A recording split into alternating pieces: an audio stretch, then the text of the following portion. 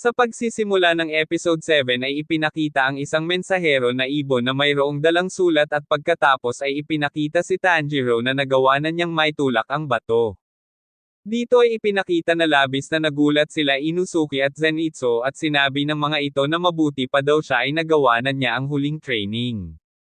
Sinabi naman ni Inosuke na hindi daw siya makakapayag na maunahan siya ni Tanjiro kaya sa eksenang ito ay ipinakita na sinubukan din niya na maitulak ang malaking bato ng buong lakas at ito naman ay matagumpay niyang nagawa. Dito ay nakita pala siya ni Zenitsu at sinabi niya sa kanyang isip na kung nagawa na nilang dalawa na maitulak ang malaking bato ay tapos na ang kanilang training sa Stone Hashira at siya na lang ang maiiwan sabi pa niya. Dito ay ipinakita ang ibon habang nasa kanyang paa at ito naman ay kanyang sinabihan na huwag daw siya nitong madalihin sa kanyang training dahil hindi daw madali na itulak ang malaking bato sabi pa niya. Pagkatapos ay tinuka siya nito sa kanyang paa at dito ay tinanong niya ito kung ano daw ba ang problema nito at pagtingin niya ay mayroon itong dalang sulat na para daw sa kanya.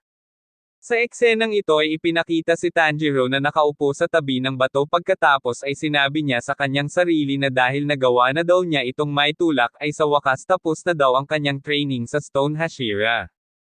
Pagkatapos ay bumagsak siya at dito ay naisip niya na magmula pa daw kaninang umaga pagsimula niya sa kanyang training ay hindi pa daw siya nakainom ng tubig kaya siya daw ay na-dehydrate sabi pa niya. Pagkatapos ay naisip niya ang kanyang mga kaibigan at sinabi niya na dito na daw siya mamamatay kaya nagpaalam na ito sa kanila. Bago siya tuluyang mawala ng malay, dito ay may nagbuhos ng tubig sa kanyang mukha at nang makita niya ito pala ay ang Stone Hashira. Tinanong niya ito kung siya daw ba ay patay na pagkatapos ay napagtanto niya na siya ay buhay pa at iniligtas siya ng Stone Hashira sa tiyak na kamatayan. Nagpasalamat siya dito at muli ay binuhusan siya ng tubig nito sa mukha at sinabihan siya na buhay pa daw siya at binati siya nito dahil nagawa na daw niya itong maitulak. Sa kabila daw ng nangyari sa bayan ng Swordsman Village noong nakaraan, magkaganoon pa man ay kinikilala na daw niya ito ngayon at nirerespeto. Dahil mas naging priority pa daw niya ang pagligtas sa bayan kaysa sa sarili nitong kapatid kaya nakuha daw nito ang kanyang respeto dagdag pa niya. Sinagot naman siya nito na nagkakamali daw siya kung iyon daw ang kanyang iniisip dahil ang totoo daw ay ang kanyang kapatid ang nagdesisyon at hindi siya sabi pa niya. Noong panahon daw na iyon ay magulo ang kanyang isip at handa na daw sana niyang iwanan ang bayan ngunit pinigilan daw siya ng kanyang kapatid. Humingi siya ng patawad at sinabi niya na hindi daw siya karapat-dapat para kilalanin niya dagdag pa nito. Pagkatapos ay malalim na napaisip ang Stone Hashira at nagbalik tanaw sa kanyang isip ang ilang mga alaala. Dito ay sinabi niya na ang mga bata daw talaga ay lubhang inosente at napakahina at nagagawa nilang magsinungaling para lang makagawa ng kalokohan sabi pa niya sa kanyang isip. Magkaganoon pa man ang bata daw na nasa harap niya ngayon ay ibang-iba sa lahat ng mga bata na nakilala niya dagdag pa nito. Sinabi naman ni Tanjiro na kahit gaano daw kahirap at kakomplikado ang sitwasyon palaging gusto daw niyang tahakin ang tamang daan. Marami siyang desisyon na nagkamali siya at kinakailangan pa niya na humingi ng tulong sa ibang tao para lamang makapagdesisyon ng tama dagdag pa niya. Ang sitwasyon daw na iyon ay sobrang kritikal sa pagitan ng pagpili kung ang mga tao ba o ang kanyang kapatid ang kailangan niyang iligtas. Muli ay nakiusap siya dito na huwag niya siyang basta na lamang i-recognize dahil hindi siya karapat-dapat dagdag pa niya. Nagpasalamat siya dahil sa pagbigay niya ng tubig at sa magandang training daw na naranasan niya dito. Sinagot naman siya nito na ngayon daw ay wala na ang kanyang pagdududa at simula daw ngayon wala na siyang pakialam sa sasabihin ng iba basta nire-recognize na daw niya ito ngayon. Nagtaka naman siya sa sinabi nito sa kabila ng pagsabi niya ng katotohanan pagkatapos ay nagkwento ito ng kanyang nakaraan. Nagtayo daw siya ng bahayampunan para sa mga bata sa templo at sinabi niya na noong panahon na iyon ay masaya siya habang kasama ang mga bata. Ipinakita dito habang sila ay kumakain sinabi niya na dapat daw ay pasalamatan nila ang kanilang tagaluto ngayong araw na sila Reietaro at Asami. Masaya niyang sinabi habang naalaala niya na ibinigay nito sa kanya ang kanyang ulam at sinabihan daw siya nito na sa kanya na daw ang kanyang ulam at kumain daw siya ng madami dahil ang payat na daw niya. Natutuwa siyang sinabi dito na siya daw ay napakabuting tao at huwag daw itong mag-alala sa kanya dahil okay lang daw siya at ang priority niya ay silang mga itinuturing na niyang mga anak, dagdag pa niya.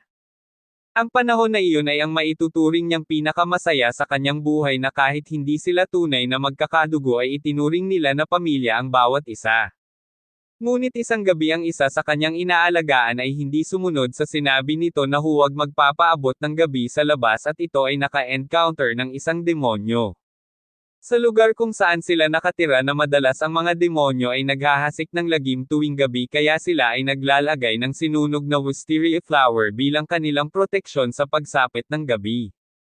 Inutusan niya ang bata na patayin at itapon ang kanilang proteksyon at ang kapalit ay bubuhayin niya ito, at dahil sa dala ng takot ay ginawa niya ito kahit labag sa kanyang kalooban.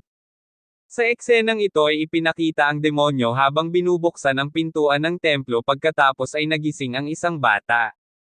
Nagising siya sa ingay na kanyang narinig pagkatapos sa isang iglap ay 4 na bata daw agad ang napatay ng demonyo. Sinubukan niyang protektahan ang 4 pa na bata na natitira at sinabihan niya ang mga ito na manatili lamang sa kanyang likod ngunit ang 3 sa kanila ay hindi nakinig at ang mga ito ay tumakbo. Ang mga ito ay mabilis lang din na pinatay ng demonyo sa pamamagitan ng paghiwa sa mga lalamunan ng mga ito. Noong mga panahon na iyon ay wala siyang sapat na lakas dahil ang totoo ay halos wala pa siyang kain noong araw na iyon dahil mas inuna pa daw niya na pakainin ang mga bata.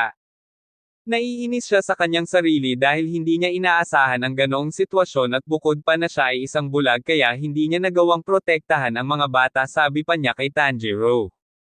Tanging ang pinakabata lamang ang nakinig sa kanya at para maprotektahan ito sa kahit na anong paraan ay gagawin niya ang lahat para ito ay mabuhay. Nagdesisyon siya na harapin ang demonyo at dito ay hinawakan niya ang mga kamay ng demonyo ngunit ito naman ay nakawala at sinalakay siya at natamaan siya sa kanyang ulo. Pagkatapos ay muli niyang hinawakan ang mga kamay nito at buong lakas na pinutol ang mga ito. Paulit-ulit niya na sinusuntok ang mukha nito kahit na ito ay patay na, at ang bata naman ay patuloy lamang sa kanyang pag-iyak. Ang gabing iyon ang pinakamasakit sa lahat at hinding-hindi daw niya makakalimutan habang buhay, sabi pa niya.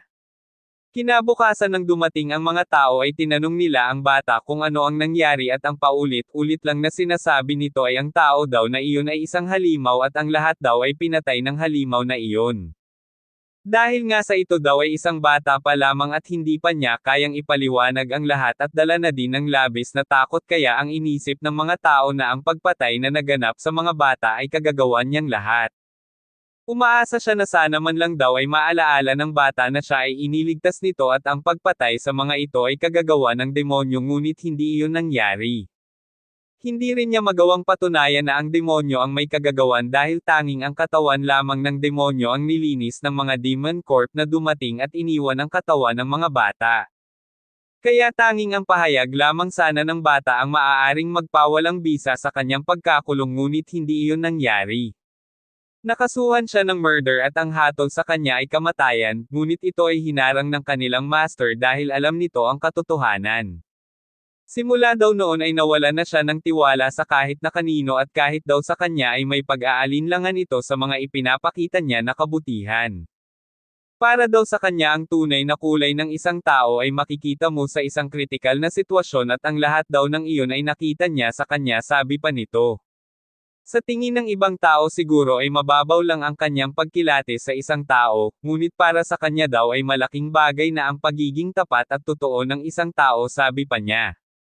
Kaya naman kahit ano pa daw ang sabihin ng ibang tao sa kanya, ang pagkilala niya sa kanyang katapatan ay hindi matatawaran at simula daw sa araw na ito ay tutulungan niya ito sa kahit anong paraan, dagdag pa niya. Dito ay napaiyak siya sa mga sinabi nito at muli siya ay nagpasalamat dito at tinatanggap na daw niya ang pag-recognize nito at ito naman ay tumugon at hinawakan ang kanyang ulo. Sa eksenang ito habang sila ay kumakain ay sinabi ni Genya na sa kabila ng mga ipinapakita ng Stone Hashira ito din daw pala ay isang mabuting tao. Sinabi pa niya na sa kabila ng nalaman nito na siya ay kumain ng isang demonyo ay ginawa siya nitong isang apprentice at inirekomenda ito kay Shinobu para ma-examine. Pagkatapos ay ipinakita na kinuha ni Inosuke ang isang isda na para sana kay Zenitsu ngunit pinigilan siya ni Tanjiro at sinabihan ito na itira na lamang nila ito para sa kanilang kaibigan. Pagkatapos ay tinanong niya ito ng tungkol sa naging resulta ng pag-eksamin sa kanya at sinagot naman niya ito na hindi naman daw ipinaalam sa kanya ang naging resulta. Pagkatapos ay sinabi niya muli na pag natapos daw silang kumain ay pupunta na daw siya kay Gyo para sa kanyang huling training sa mga Hashira. Sa eksenang ito ay ipinakita si Zenitsu habang nakaupo sa bato dito ay tinawag siya ni Tanjiro at tinanong niya ito kung naitulak na daw ba niya ang bato at sumagot naman ito ng hindi pa daw.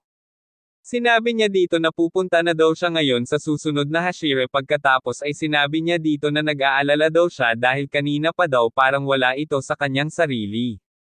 Sinagot lang niya ito na ngayon daw ay malinaw na niyang nauunawaan kung ano daw ba ang dapat niyang gawin at kung papaano niya ito gagawin. Tinanong naman siya nito kung ano daw ba ang nangyari at kung ano daw ba ang pwede niyang maitulong sa kanya. Sinagot lang siya nito na napakabuti daw nitong tao pagkatapos ay sinabi niya na okay lang siya at dapat ay gawin na niya ang mga dapat niyang gawin dagdag pa nito. Umalis siya at sinabi na iiwan na lang daw niya ang kanyang pagkain at kainin na lang daw niya ito kapag siya ay nagutom na.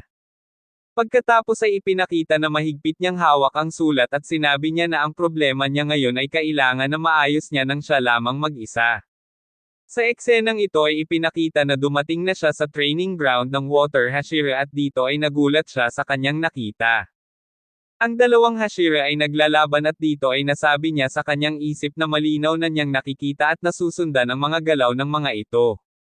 Dito ay ipinaalaala niya ang sinabi nito dati na siya daw ay iba sa kanilang lahat pagkatapos ay ipinakita si Tanjiro habang naalaala din ang eksaktong sinabi nito sa kanya dati.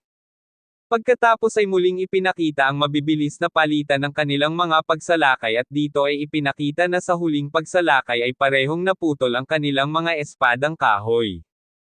Pagkatapos ay sinabi ni Shinozugawa na bakit hindi naman daw nila subukan ang physical combat at dito ay ipinakita si Tanjiro na pinigilan ang mga ito. Sinabi pa niya na hindi daw nila kailangan na maglaban ng hanggang kamatayan pagkatapos ay sinabihan siya nito na manahimik daw siya. Sinabihan pa siya nito na hindi daw ba dapat ay lumayo ito sa kanya dahil iyon ang utos sa kanila ng master. Noong nakaraan pa daw ito naiinis sa kanya kaya mas maganda kung lumayo daw muna ito sa kanya. Kung ganun bakit daw sila naglalaban at parang magpapatayan pa daw ata sila tanong pa niya. Pagkatapos ay bigla niyang nasabi na siguro ay dahil daw sa ohagi kung ganoon daw ay ipagluluto na lang daw niya ito dagdag pa niya. Galit siyang sinabihan nito na kung siya daw ba ay nangaasar at pagkatapos ay sinagot niya ito na seryoso daw ito na ipagluluto daw niya ito ng paborito nitong ohagi. Alam daw niya na paborito niya ito dahil naamoy daw niya ang aroma nito kapag bumabalik siya sa kanilang training sabi pa niya. Kabisado daw niya ang amoy ng green tea at ng ohagi at alam din daw niya itong gawin kaya okay lang naman daw sa kanya na ipagluto niya ito. Pagkatapos ay seryoso siyang tinanong ni Gyo na kung totoo daw ba na paborito nito ang ohagi pagkatapos ay ipinakita na lalo itong na bad trip sa sinabi nito pagkatapos ay sinuntok niya si Tanjiro sa mukha. Dito ay ipinakita na nagkaroon na ito ng malay pagkatapos ay tinanong niya kung ano ang nangyari. Sinabi sa kanya nito na umalis na daw si Shinozugawa at ito daw ay galit na galit sa kanya. Tinanong niya ito kung bakit daw sila nag-aaway at sinagot naman siya nito na hindi daw sila nag-aaway at iyon daw ay parte ng kanilang training bilang mga Hashira. Pagkatapos ay sinabi niya na ngayon daw ay naiintindihan na niya kaya naman daw pala espadang kahoy ang gamit nila at pagkatapos ay humingi siya ng paumanhin dahil nagambala daw niya ang kanilang training. Sinabi naman niya na okay lang daw iyon dahil noong nakaraan pa naman daw ito galit kaya wag na niyang isipin iyon. Sinabi pa niya na at least daw ngayon ay alam na niya ang paborito nitong pagkain at sa susunod na magkita daw sila ay magdadala din daw ito ng ohagi baka sakaling mawala din daw ang galit nito sa kanya dagdag pa niya. Sinabi naman ni Tanjiro na napakaganda daw ng naisip nito at susuportahan daw niya iyon. Pagkatapos ay ipinakita ang uwak at sinabi nito na wag na daw nilang subukan iyon at sinabi pa nito na mga bobo daw silang dalawa. Dito habang naglalakad si Shinozugawa ay sinabi niya na kung saan daw kaya nag-training sila Tokito at Obanai. Pagkatapos ay muling pumasok sa isip niya si Tanjiro at ang sinabi nito tungkol sa Ohagi kaya muli siyang na bad trip dito. Pagkatapos ay pansamantala siyang napahinto dahil may naramdaman siyang kakaiba pagkatapos ay ipinakita na mayroon siyang kinuha mula sa kanyang likuran. Tinanong niya kung anong klaseng nilalang ito at nang ito ay maglaho ay napaisip siya ng malalim pagkatapos ay naisip niya na ito ay galing sa mga kalaban at ang kanilang mga kilos ay binabantayan ng hindi nila nalalaman. Sa pagtatapos ng episode na ito ay ipinakita si Muzan habang ito ay naglalakad at ang direksyon nito ay patungo sa bahay ng kanilang master.